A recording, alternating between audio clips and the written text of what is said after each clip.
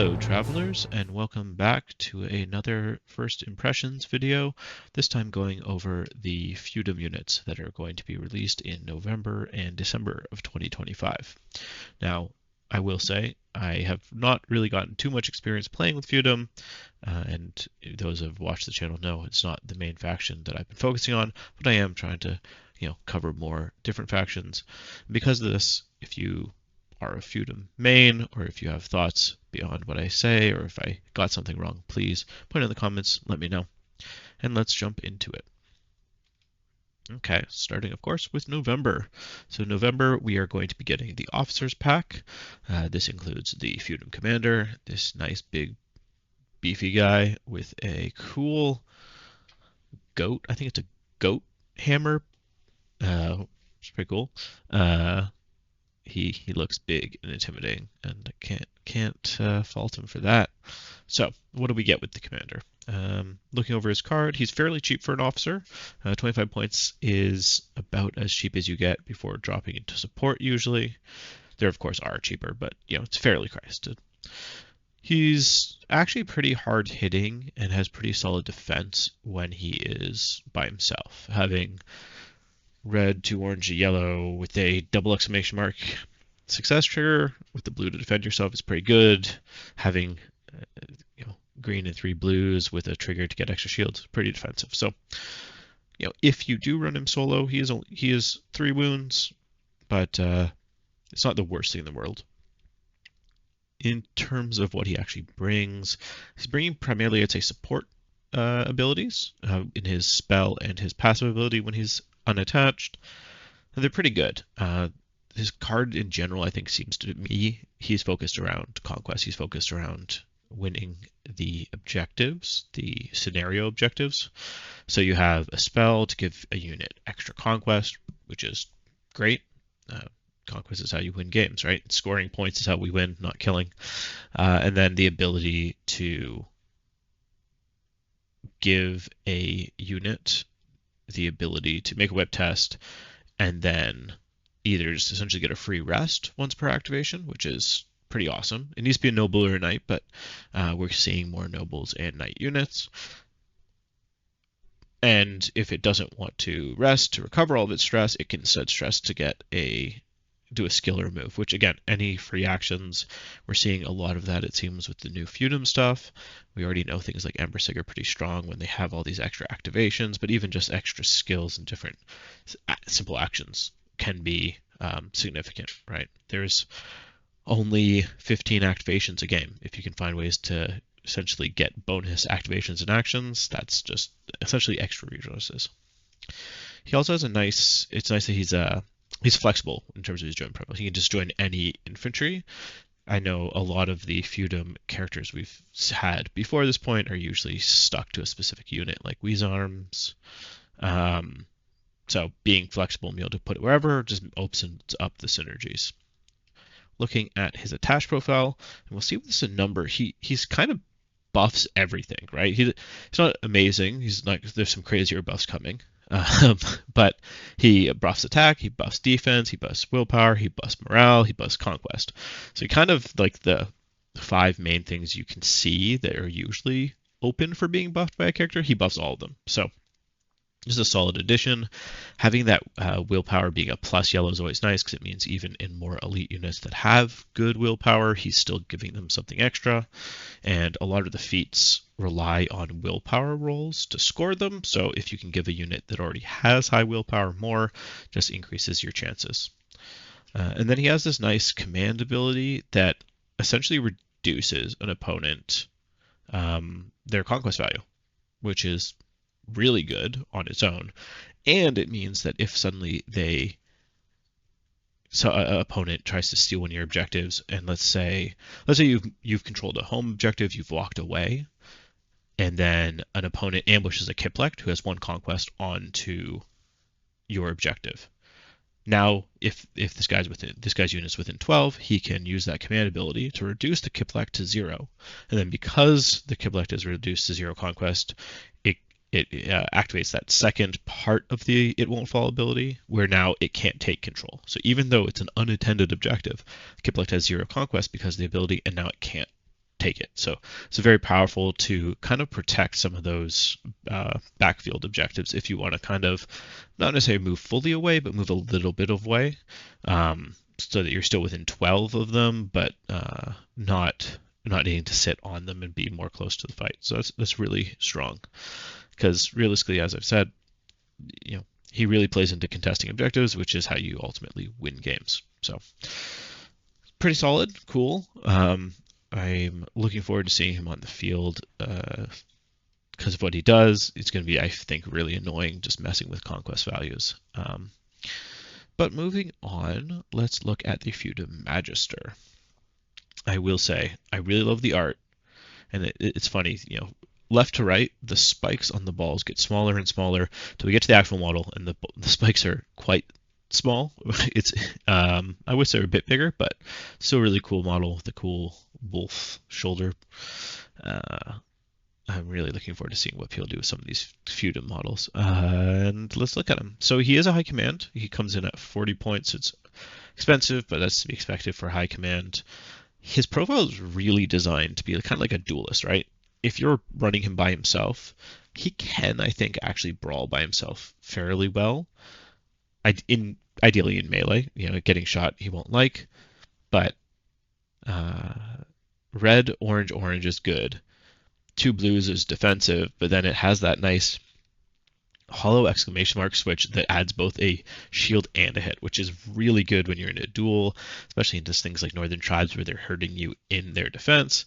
So that's a really, really good solo attack profile.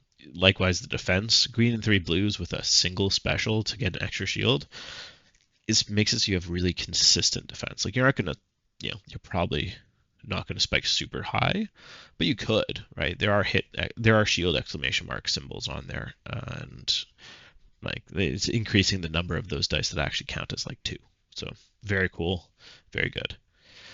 So let's actually look at what he actually does, though. So he is bringing bonus actions just right up. That's great. So you have the follow suit on both his attached and unattached form. Once per round, you can target a knight or a noble at the end of an activation of an allied noble or knight.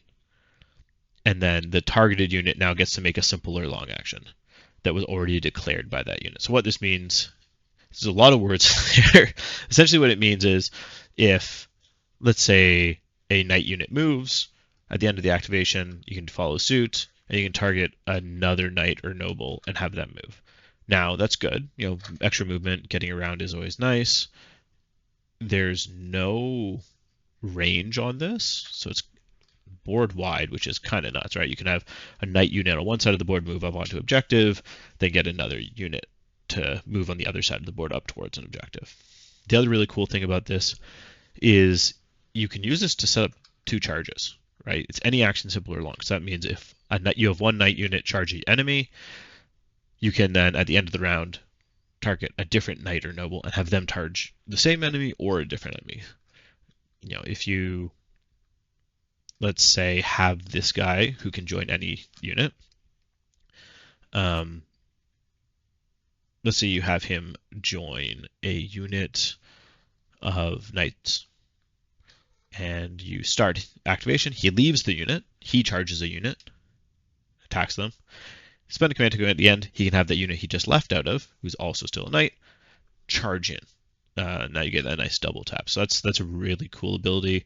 It's going to be hard to keep mind of because it's board wide, which is really nice. He also has this cool permanent ability, so this applies on, well, it only really matters at the beginning of the game. Essentially, it's kind of surprisingly good command token generation. He wants knights and nobles for his first ability, and then he wants for the second ability, he essentially gets a command token up to 4 for every non-knight or noble unit you deploy. So this is pretty strong. It's going to be a balance in your list building between knights and nobles. You can do interesting things where, like, you have a non-knight or noble unit, and then we'll see later he gives noble to his unit, and he can join them. But when they first deploy, they wouldn't be a knight or a noble, so you get the command token, then have him join that unit. Now they can be targeted by that follow suit ability. So it's kind of cool. It's an interesting way to do command tokens where it's built around your list building rather than just say a magister brings 2 command tokens. When we look at his actual attached, and we talked about him attached, he is actually really good attached. He loses nothing, right? He's an officer, so you can still fight with him after his unit dies if you want. But follow suit is on both parts, and to arms is a permanent ability, so he's not losing anything. And he can join anything, and he has very good buffs. We were talking about with the commander that he kind of buffed all those 5 main things. The Magister just does that, but more. He gives an orange and a blue to attack, a blue and a special to defense, which is a lot. He's just giving a unit his red-yellow willpower and +1 morale solid, and he gives 2 conquest, which is a lot, right? Like 2 conquest is very rare in the game. We just saw it with the tutor, who's much cheaper, but generally speaking, we don't see 2 conquests, and that's a lot. He has this pretty awesome command ability where you can just add a symbol of your choice once per roll. This is very dependent on the unit he's in, right? With an ability like this, you really want him to be in a unit that has a very good switch. I'm not, off the top of my head, I'm not very well versed on the specific switches that Feudum units have at this point, but it just makes you want to put him in a unit with good switches. It is once per roll, so you can actually do it in defense or offense. So that's just something to keep note of. Yeah, being able to keep those bonus actions is really good. And beyond his noble synergies, I know there are other units in the game that have benefits from nobles. If I believe the Guisarmes get their extra conquest if they're near a noble unit, which normally up to this point has been, oh, I need to have a noble solo character who's at risk of, being sniped out, hanging out near them to get that. But now you could have this unit that the Magisters joined be near the Guisarmes to get them their bonus for being near noble. So I think he's really cool. He's definitely a good choice for a high command, but it seems like Feudum is going to have a few of those. And speaking of that, we'll move on to Genevieve, the Countess of Silem. Very pretty model. I know that people have been joking. It's look, Joan infiltrated Warcrow. We get another Joan model, but she's really cool, very nice. And let's us see what she does. So she's another high command, and she also has a duelist profile in my mind, right? This is 4 wounds, good attack, gives disarms. She's pretty defensive in attack, which is nice, right? Like if you're fighting, like I play a lot of Northern tribes, you aren't gonna usually hit her back when when she's attacking you, which is nice. Defensively, having hollow shields cancel 2 hits makes it so she's gonna be really tough to kill. On top of that, she has that Order of the Vine, which is permanent, so it will apply both attached and solo. And since she is a knight, it means that she gets to repeat 2 of her dice in defense. So I think killing her is going to be pretty tough with 4 wounds and a solid defensive profile, especially in melee. On top of that, like just giving knights extra 2 defense rerolls is good. It's a solid buff. It's permanent, so even if you kill her, it still stays. It's really good. Now she is limited to joining knights, which when she gets released in November will just be the escort, the mace escorts, but we'll get to in December. The Foot Knights will be another unit for her to join, which I think will be her ideal place. I think it's a better home than those mace escorts. So looking quickly at what she brings when she's attached, again, another character that's buffing all 5. Hit in a special and a shield in a special is better than a die. Theoretically, a red die has double hits, but you can't really get better than a hit hit or a shield and a special on any dice. So this is just, in my mind, straight up better than the others just giving oranges or blue dice. Again, she transfers that good willpower, morale, and brings a conquest, which is nice. It's only 1, but still, conquest is conquest. On top of that, she has this for Silem ability, which is more bonus actions. Again, the leaders of this faction are very much, getting their guys to charge more. So hers is a bit different. After her unit activates, she can target another ally within 12, and they get to perform either a move, a charge, or an assault, which is really good. Extra moves, charges, assaults, getting more attacks in. We've talked about getting around and attacking more. Just getting any more actions is a big deal because we have so little in this game. And then, as a little cherry on top, the unit makes a willpower test, and they get to get an extra orange on their attack roll. So it's cute, extra dice. She charges something, and then she gets another ally to follow in and charge in. It's pretty cool. And finally, that fierce willpower. Her unit can't demoralize.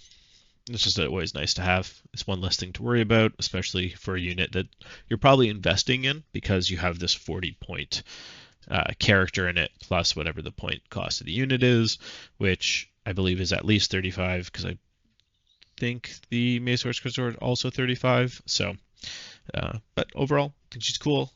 If you bring her, at least right now when there's only 2 knights, I think you're definitely bringing both knights because you want to get the most out of the Order of the Vine. And, later down the road, we know we'll get mounted knights. So she might be the commander that you want to bring with them as well. So now that we've gone through all the characters we're getting in November, let's look at December when we see the Feudom Foot Knights. And I'm going to stop for a bit on this art. I really like what they did here. They really captured that each knight is unique. They have their different houses. And I really like that they kind of added this special little bit of lore for each of the houses. So, we have House Bouillon, who are the descendants of the Swan Knight, which, as a Lord of the Rings fan, I hope is intentionally a reference to Prince Imrahil, the Swan Knight of Dol Amroth. We have the Tannerhausen Knights, who apparently are poet knights, always fun to see. We've got Lemeric, who has all these skulls on their armor. These are the Edgelord Knights. They boast a covenant with death itself. It's kind of cool. Love some good skulls and antlers. And then we get House Marshall, which is they're the jousting knights essentially. They're good at tournaments, which is why they have the nice wings, I guess. So I don't know. I like that they kind of made them all distinct, and the models themselves are really cool. Like probably even though I'm not playing Feudum right now, I might need to get this box just to use one or these models or some of these models for D&D. They're all really cool, all super unique, which I like. I like that they're capturing that kind of, a knight wasn't a modern military. It's not Embersig where everyone's wearing matching armor. It's whatever that house paid for, whatever that house could afford. So they're really cool. So let's look at the actual unit. So this is, an elite unit. Brings a command token, always nice. They're very tanky, in my mind. 2 green, 2 black, a switch to get, extra shields on exclamation marks. Blacks have double exclamation marks. So all 4 of your dice have a chance, I guess, increase the chance of getting at least a shield. It's pretty strong. Their attack, they can put out stress, which is always nice. Their hitting isn't the hardest, but they can cancel symbols with that shield. You could, if it's a green, you could get 2 shields, cancel 2 symbols. So it's pretty good. A guaranteed hit's also always nice. Otherwise, I'd say they're pretty straightforward. They don't really have too many tricks. They do have that command token ability, which is nice, which is on any roll. When you attack, once per roll, when you attack, you're allowed to spend a command token to just fix a result, which is nice. You have to do it before you attack, but let's say you really want to push through some extra stress. You figure you can win the combat, and if your opponent had 2 stress, they demoralize. Well, you can set that yellow dice to double exclamation mark, and you're guaranteed putting a stress through. Or let's say your opponent has a lot of built-in shields. Well, you can set that green dice to 2 shields, and then you can cancel 2 shields for sure. So it's handy in a pinch. This faction has a lot of, I think, use for command tokens, especially with all these extra charging and attacking abilities off of command tokens. You might not always want to use it, but they're good. I think these guys are very much like an anvil. They're not very tricky. We'll see in the CNN episode. There's a lot of funky tricks and movement, and even with other places in this faction, you have different, turning off abilities, getting extra actions based around positioning, things like that. And these guys aren't that. These are bog standard, straightforward. They're an anvil. They synergize well with characters like Genevieve, giving a bit more of a tougher home for these characters with these buffs that you want to keep going. But I don't know. They're not flashy. They look very flashy. We go back to their feature. They look very flashy, but profile-wise, they're pretty straightforward. I like them. So those are my thoughts on Feudum releases for November and December. Did I get something completely wrong? Am I crazy? Please let me know. Even if I got stuff wrong, I like knowing. If you're enjoying these videos, as always, please like, subscribe, hit the bell to get notified when more videos come up. It helps me know that people are watching and helps other people find it, because then the YouTube algorithm is more likely to send me to them. If you do feel like you want to support the channel financially, there is a link to Buy Me a Coffee in the description below. It is definitely not needed, but if you want to support the channel, any money I get from that just goes into helping improve the quality of the recordings, battle reports, and things like that. So with that, I hope you have a good time trying these new units.